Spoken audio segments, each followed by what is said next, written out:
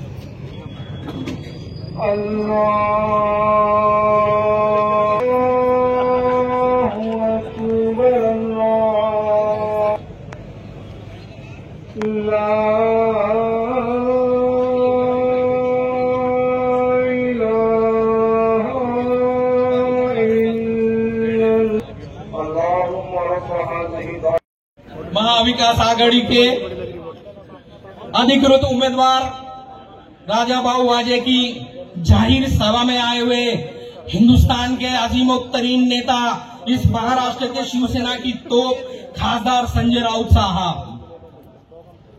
वाजे साहब, नासिक जिला शिवसेना के अध्यक्ष सुधाकर बड़गज गुर्जर जी, वसंत गीते साहब, विनायक पांडे जी, मेरे भाई गजानन शेलार और सभी उपस्थित मंच, सम्माननीय मंच, जहां तक मेरी आवाज आ रही है, नौजवान साथियों, बाइज्जत मां और बहनों, अस्सलाम वालेकुम। आज ये जाहिर सभा लोकसभा के इस चुनाव के दरमियान होने जा रही है। ये लोकसभा का चुनाव ऐसे हालातों में हो रहा है कि देश में एक तरफ संविधान बदलने की कोशिशें की जा रही है, संविधान पर ये बहुत सारे मसले खड़े करने जा रहे हैं। साथियों, संविधान बचाने की लड़ाई इस बार हमारे सामने है और ये लोकसभा का जो चुनाव आया है, इस चुनाव का केंद्र बिंदु इस संविधान है। हम देख रहे हैं किस तरह से इस देश में जातीय तनाव निर्माण किया जा रहा है। महंगाई बढ़ गई है, इतनी ज्यादा महंगाई में मिडिल क्लास से लेकर गरीब तबका बहुत ज्यादा परेशान हो चुका है और हम देख रहे हैं कि तानाशाही के इस दौर में किस तरह से पूरे देश को दबा कुचलकर डरा धमका कर रखा जा रहा है। साथियों, ये सारे मुद्दों से ध्यान हटाने के लिए ये शैतान जो सत्ता में बैठे हुए हैं, बार बार जातिवाद, हिंदू मुस्लिम का मुद्दा लेकर, पाकिस्तान का मुद्दा लेकर हमारा ध्यान भटकाने की कोशिश करते हैं। अरे मैं कहता हूं, बार बार पाकिस्तान का क्या नाम लेते हो? क्या औकात है इस पाकिस्तान की? मैं तो कहता हूं, बना दो मुसलमानों की एक बटालियन, हम लड़ लेंगे पाकिस्तान से, हम देख लेंगे इस पाकिस्तान को।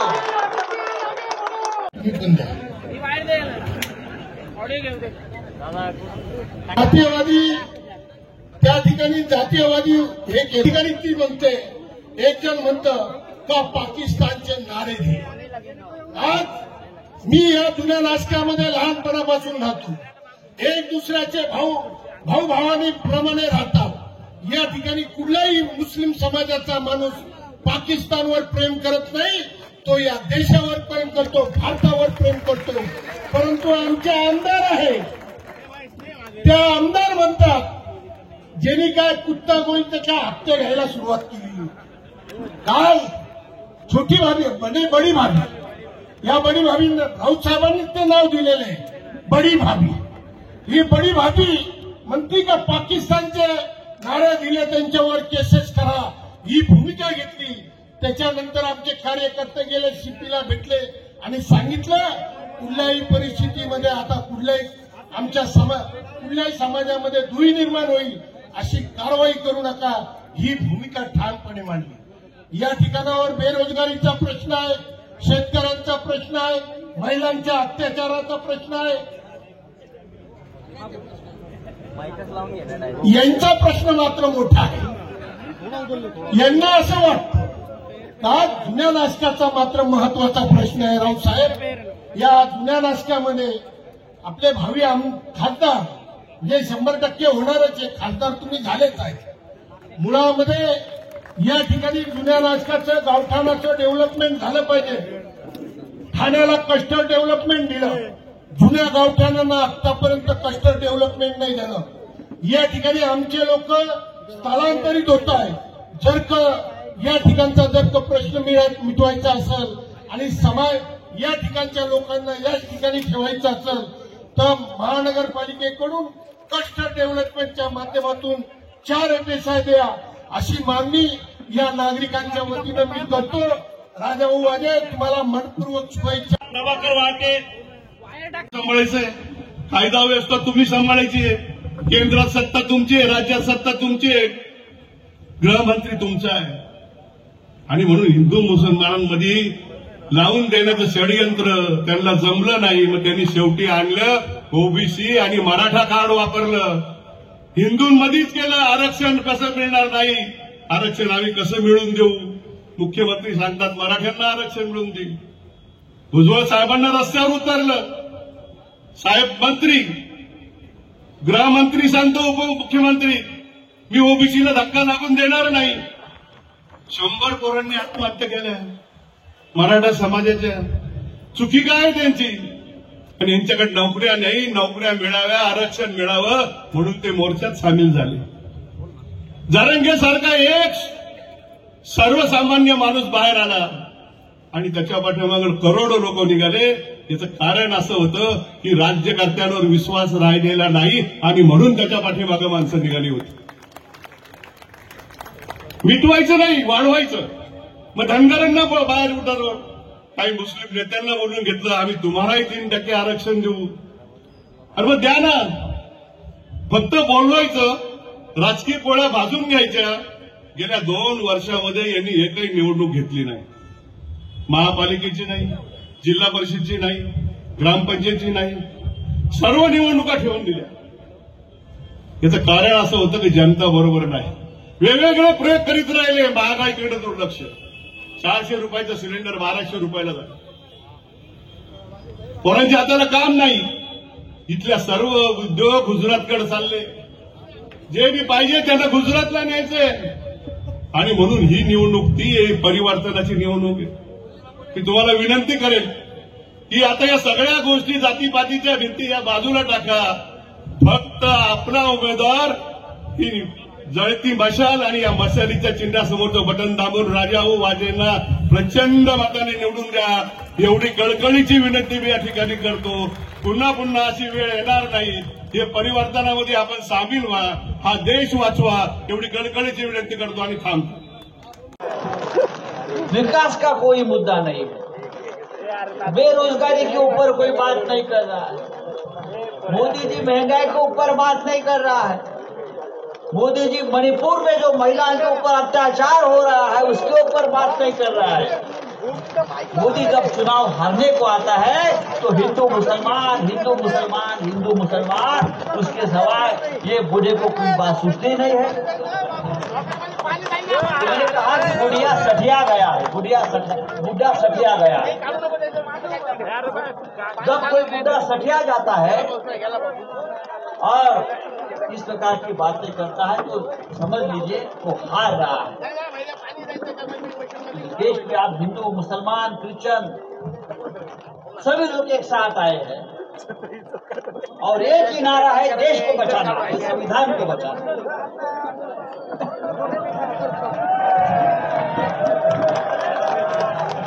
या बसा बसा बसा।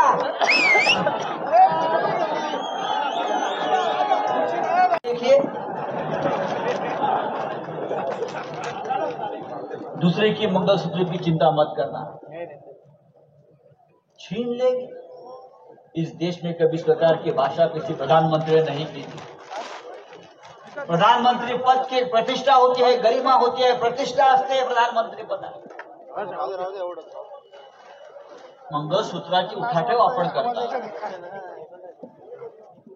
एक जुआरी का आखिरी दाव होता है, मंगलसूत्र पर होता है, और सबसे बड़ा जुआरी ये नरेंद्र मोदी है। या देशामध्ये गेल्या 10 वर्षापासून नरेंद्र मोदी जेव्हापासून पंतप्रधान झाले तेव्हापासून या देशामधल्या महिलांची मंगलसूत्र रोज धोक्यात आलेली आहे। नोटबंदी, नरेंद्र मोदीने नोटबंदी केली, हजारो महिलांनी आपली मंगलसूत्र गाण ठेवून घर चालवले। नरेंद्र मोदींनी लॉकडाऊन केलं 2 वर्ष, अनेक महिलांनी आपलं मंगलसूत्र गाण ठेवलं आणि आपलं घर चालवलं। आजही शिक्षणासाठी, मुलांच्या आरोग्यासाठी अनेक महिला आपलं मंगलसूत्र गाण ठेवतायत। आजही काश्मीर आणि मणिपूर सारख्या राज्यामध्ये अनेक जवान शहीद होत आहेत आणि त्यांच्या वीर पत्नीचं मंगलसूत्र त्याग करावा लागतोय। नरेंद्र मोदीला ते दिसत नाही। काँग्रेसच्या जाहीरनाम्याची गोष्ट नाहीये, ती विजय नाहीये, त्याच्यावरती हा नरेंद्र मोदी सांगतोय काँग्रेसवाले सत्तेवर आले तर तुमच्या गळ्यातली मंगलसूत्र घेतली जातील। या देशामध्ये इतकं खोटं बोलणारा पंतप्रधान झाला नाही। आगामियों पे से ध्यान हटाने के लिए इस देश में जातीय तनाव का रंग निर्माण किया जाता है। बार बार मुसलमानों के नाम पर मुसलमानों को डराया और धमकाया जाता है। हम देख रहे हैं कि इन्होंने किस तरह से हज की सब्सिडी खत्म कर दी। हम देख रहे हैं कि किस तरह से इन्होंने शरीयत में मुदाखलत की। 3 तलाक का मुद्दा इस देश में लाकर मुसलमानों के शरीयत से खिलवाड़ करने का काम इस सरकार ने किया। हम देख रहे हैं कि इस देश में मॉब लिंचिंग के नाम पर किस तरह से मुसलमानों को डराया और धमकाया जा रहा है। हम देख रहे हैं कर्नाटक का जब चुनाव था उससे पहले किस तरह से हिजाब बैन किया गया। जब कांग्रेस की सरकार कर्नाटक में आई तो उसके बाद हिजाब निकाल जो उन्होंने कायदा बनाया था उसको रद्द कर दिया गया। एक बात में जहां पर दरगाह और मस्जिदों का मामला आता, छोटे छोटे अगर पत्थर के शेड और कुछ भी होता है तो अतिक्रमण के नाम पर मुसलमानों को दबाने और डराने का काम किया जाता है। वक्फ बोर्ड को ये लोग कैंसिल करना चाहते हैं। जिस तरह से वक्फ बोर्ड पूरे मस्जिदों और दरगाह और मदरसों का ट्रस्ट बनाकर यहाँ पर मुसलमानों के काम किए जाते, इस देश में वक्फ बोर्ड का कायदा खत्म करने की कोशिशें की जा रही है।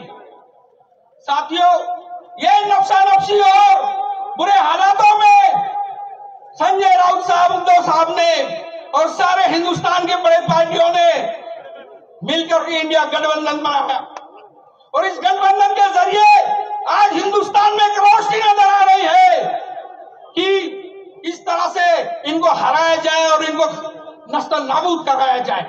साथियों, मुझे नहीं लगता बारिश आएगी, आई तो भी हमारे साहब तूफान है, बारिश से आगे ही रहेंगे। साथियों, कुछ बहुत इंपॉर्टेंट मुद्दे हैं जो इस मोहल्ले में मुझे बताना होंगे। हमने देखा,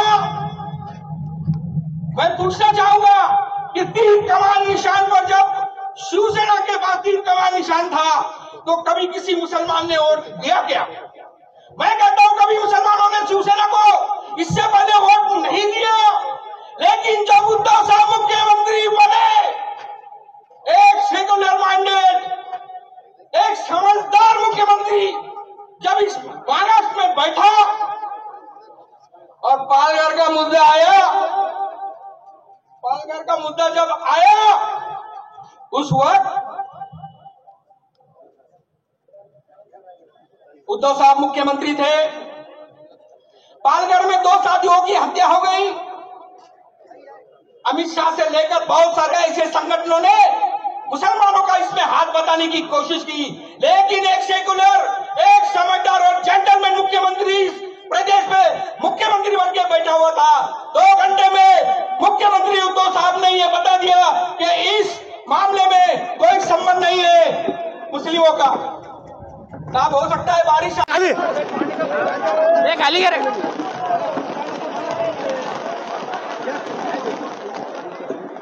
ये खाली के ना है भाई।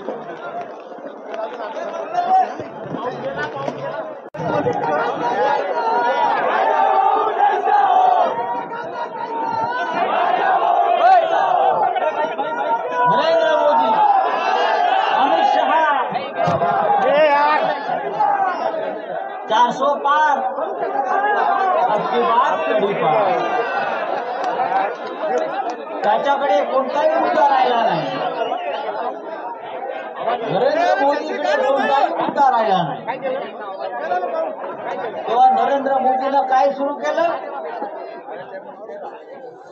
इंडिया आघाडी सत्तेवर आली। इंडिया आघाडी सत्तेवर आली।